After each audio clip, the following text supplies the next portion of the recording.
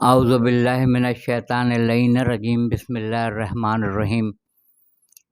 اقتدار علی خان آپ کی خدمت میں حاضر ہوں۔ حالانکہ میں جتنی بھی کلپ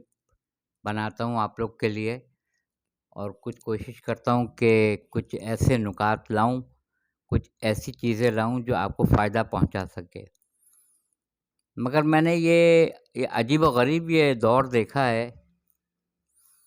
کہ جب میں نے 1975 میں 1975 میں میٹرک کیا تھا تو اس زمانے میں نہ موبائل تھا، نہ انٹرنیٹ تھا،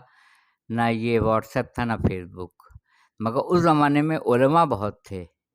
عالم بہت تھے، اردو ادب اپنے عروج پر تھا، مشکل سے مشکل الفاظ لوگ بولتے بھی تھے اور سمجھتے بھی تھے، یعنی اتنی فصیح و بلیغ و بہترین اردو بولی جاتی تھی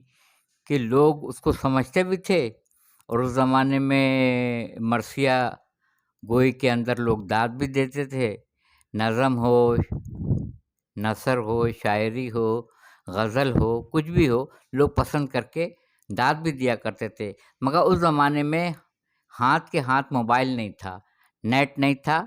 فیس بک نہیں تھی، واٹس ایپ نہیں تھا، میسنجر نہیں تھا، یہ سب چیزیں نہیں ہوا کرتی تھیں۔ جس زمانے میں علماء، عالم، پڑھے لکھے لوگوں کا عروج تھا، یہ چیزیں ہمارے ہاتھ میں نہیں تھی، مگر اب جب یہ ہمارے ہاتھ میں یہ چیز آ گئی ہے، یعنی پوری دنیا آ گئی ہے ہمارے ہاتھ میں، پوری دنیا، یعنی جو دیکھنا چاہیں گے آپ اس کو سرچ کر سکتے ہیں، وہ آ جائے گا، ساری ڈیٹیل اس کی آ جائے گی۔ شعر پوچھیے گا تو شعر کا جواب شعر آ جائے گا، کوئی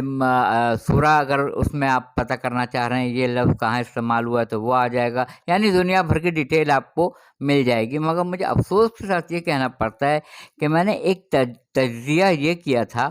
کہ میں نے یوٹیوب پہ جا کے میں نے یہ دیکھا کہ چاہے وہ کوئی گلوکار ہوں، چاہے کوئی فنکار ہوں، چاہے کوئی اداکار ہوں، چاہے وہ مرثیہ چاہے وہ شاعری کرنے والے ہوں، نوحے پڑھنے والے ہوں، یا کوئی قوالی گانے والے ہوں، یا کوئی ایسی چیز جس کے اندر ردھم ہو، جس کے اندر ایک سرور آئے آپ کو۔ اب تو ماشاءاللہ نعت کے اندر بھی میوزک آ گئی ہے، حمد کے اندر بھی میوزک آ گئی ہے، نعت میں بھی میوزک آ گئی ہے، گلے میں لال دوپٹہ ڈالا ہوا ہے، اس کے اوپر جھوم جھوم کے گانا گایا جا رہا ہے، اس پہ جھوم جھوم کے نوحے پڑھے چلے جا رہے ہیں۔ وہ اس کے سبسکرائبر اگر آپ دیکھیں گے تو آپ یقین مانیے کہ وہ لاکھوں کے اندر ہیں، لاکھوں میں ہیں۔ تو ایک چھوٹی سی مثال میں آپ کو بتاتا ہوں، جیسے کوئی مکان بک رہا ہے تو مکان کی اپنی جو قیمت ہے وہ تو لگتی لگتی ہے، مگر جس مقام پر وہ مکان ہوتا ہے اس کی بھی قیمت لگتی ہے۔ جیسے میں آئی بلاک میں ہوتا ہوں، نارتھ نظام آباد میں، اگر یہی مکان میرا ڈیفینس میں کسی جگہ پر ہوتا تو ڈیفینس کی کیونکہ گڈ ول بہترین ہے اس کی قیمت، تو وہ قیمت گڈ ول بھی لگائی جاتی اس مکان کی قیمت میں، تو جہاں آج مجھے دگنا مل رہا ہے وہاں اس کا 4 گنا زیادہ ملتا۔ گڈ ول نام سے جیسے بنی، کسی کا نام آپ نے XYZ رکھ لیا، وہ اتنا پاپولر ہے، اتنا پاپولر ہے کہ جب بھی اس کو لوگ بغیر بولے سبسکرائب کریں گے، آپ دیکھیے گا ان کے لاکھوں کے سبسکرائبر موجود ہیں، اور ان کا ایک دفعہ نام بن گیا۔ کراچی میں ہزاروں کباب کی دکانیں ہیں، بے شمار، ان گنت، مگر بندو خان کباب والا ابھی بھی مشہور ہے، جو 1947 کے بعد سے جو بندر روڈ جو ہے، یہ جو محمد علی جناح روڈ ہے، جناح روڈ ہے، وہاں پر ہے وہ بندو خان کباب والا، وہ تو اب اس کی نسلیں چلا رہی ہیں، مگر جو گڈ ول اس کی بن گئی تھی وہ بن گئی تھی۔ جیسے صابر نہاری بڑی مشہور و معروف تھی، اب سینکڑوں جگہ کھل گئی ہے بہترین، ایک سے ایک، مگر آج بھی لوگ صابری نہاری کو یاد کرتے ہیں، آج بھی لوگ جو ہیں بندو خان کباب والے کو یاد کرتے ہیں۔ تو گڈ ول کی ایک قیمت ہوتی ہے۔ اب رہ گئی یہ بات کہ کون نوحہ پڑھ رہا ہے، کس انداز میں پڑھ رہا ہے، اس کو بھی دیکھا جاتا ہے،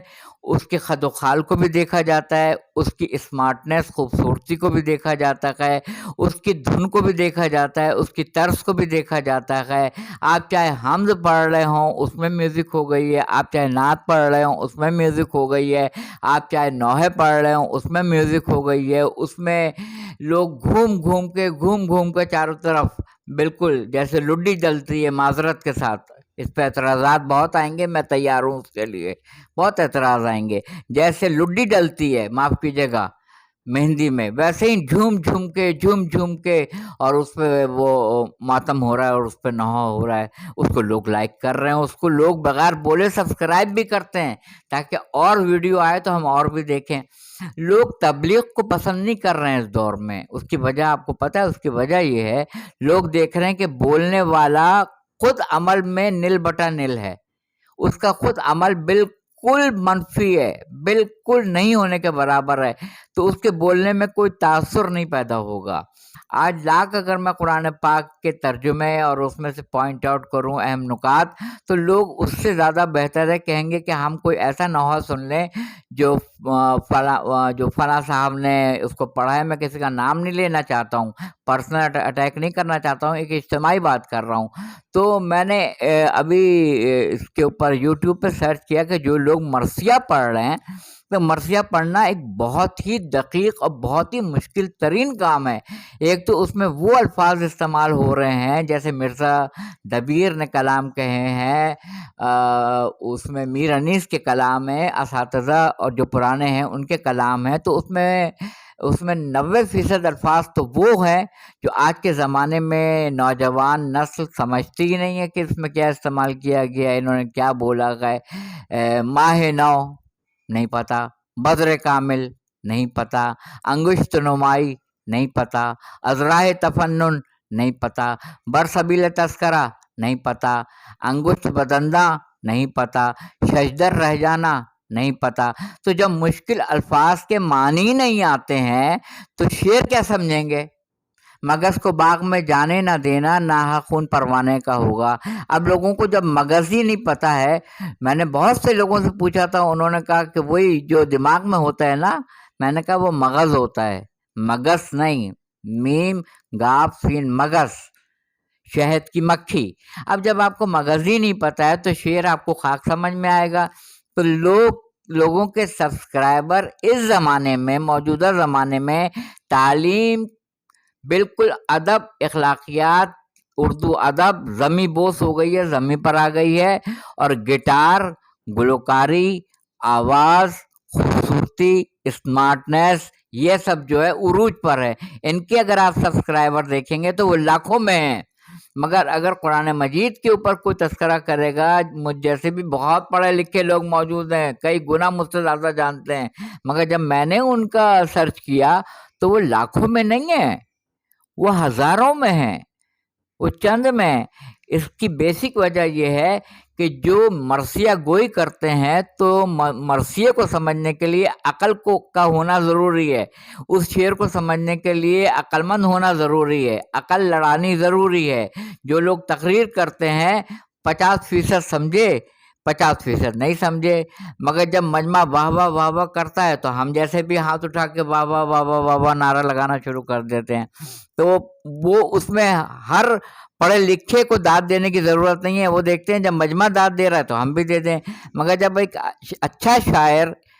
2 مصروں میں ایک اعلیٰ بات کہہ جائے اور آپ کو الفاظ کے معنی نہ آتے ہوں تو آپ کیا داد دیں گے؟ بس اتنی سی کلپ بنانی تھی کہ بڑے افسوس کا مقام ہے کہ ادب کا زمانہ گزر گیا، جس زمانے میں موبائل نہیں تھا، لیپ ٹاپ نہیں تھا، انٹرنیٹ نہیں تھا، فیس بک نہیں تھی، یوٹیوب نہیں تھا۔ اگر ہوتا تو اس زمانے میں علم کے شہدائی اس قدر زیادہ تھے کہ آج وہ پڑھے لکھے لوگوں کے سبسکرائبر زیادہ ہوتے بنسبت گلوکاروں کے، یا وہ جو نوحہ خوانی کر رہے ہیں گانے کے طرز کے اوپر اور گانے کے انداز میں نوحہ خوانی کر رہے ہیں، اب آپ دیکھیے یہ اس طرح سے جو ہے یہ نوحہ خوانی ہو رہی ہے، اس طرح سے نوحہ خوانی، اس کو لاکھوں لوگ دیکھ رہے ہیں۔ اب آپ ماتم کر رہے ہیں، ماتم کر کے آپ چاروں طرف گھوم رہے ہیں، حلقے میں لے کے گھوم رہے ہیں لوگوں کو یوں. یہ ایک انداز لوگوں کو اٹریکٹ کرتا ہے, وہ اس کو سبسکرائب کر دیتے ہیں بغیر بولے. تو جس کے اندر لوگوں کو اٹریکشن مل رہی ہو اور ان کو اس میں لطف آ رہا ہو, لطف, اس کو سبسکرائب کرتے ہیں. علم کو کوئی نہیں پسند کرتا ہے, علم کو کوئی نہیں پسند کرتا ہے. اگر علم کو پسند کرتے ہوتے تو اس زمانے میں جو حالت زار جا رہی ہے, خراب حالت جا رہی ہے مسلمانوں کی یا انسانیت کی, وہ کبھی بھی نہیں جاتی, کبھی بھی نہیں جاتی.